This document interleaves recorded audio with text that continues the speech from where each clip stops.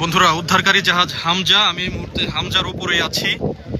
এই যে ফায়ার সার্ভিসের ডুবুরি ইউনিট তারা কাজ করছে এবং এই যে যে রশির মতো যেটি বাস উদ্ধারে টাঙানো হয়েছে এটির নাম অ্যাঙ্কার।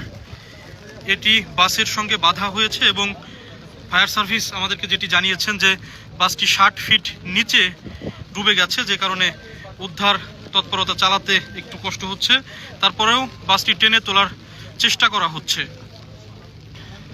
যাত্রীর যারা আছেন, ডুবে যাওয়া যাত্রী, তাদের স্বজনরা যারা আছেন তারা ঘাটে ভিড় করেছেন, তারা ঘাটে আছেন এবং এখনো পর্যন্ত 2 জনের মরদেহ উদ্ধার করা হয়েছে। একজনের নাম রেহেনা আর একজনের নাম মর্জিনা, আর 5 জন জীবিত অবস্থায় তারা আছেন। এদের মধ্যে 2 জন গোয়ালন্দ উপজেলা স্বাস্থ্য কমপ্লেক্সে চিকিৎসাধীন রয়েছেন এবং বাকিরা এই ঘাটেই তারা একটি বাড়িতে আশ্রয় নিয়েছেন। তারা যেটি বলছেন যে যেহেতু প্রায় 4 ঘন্টা হতে চলেছে এই বাস তলিয়ে যাওয়ার, সে কারণে তাদের এখন একটি মাত্রই চাওয়া যে অন্তত মরদেহটি যেন তারা একটু দ্রুত সময়ের মধ্যে পান, সেই প্রত্যাশাটি এই ডুবে যাওয়া যাত্রীদের স্বজনরা করছেন। এই যে যে রশিটি, এই রশির নিচেই কিন্তু এই বাসটি এখন আছে।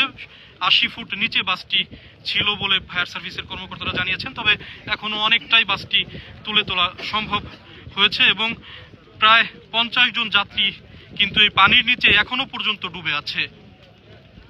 দর্শক, এটি একটি হৃদয় বিদারক ঘটনা।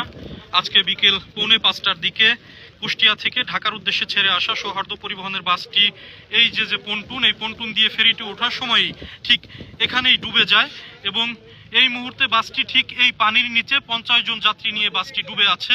ফায়ার সার্ভিস এবং উদ্ধারকারী জাহাজ বাসটি উদ্ধারের চেষ্টা করছে। আপনারা ভিডিওটি বেশি বেশি শেয়ার করুন এবং আমার সঙ্গেই থাকুন। পরবর্তীতে আরও সব আপডেট আমি এই পেজের মাধ্যমে আপনাদেরকে জানিয়ে দিব। ধন্যবাদ সবাইকে।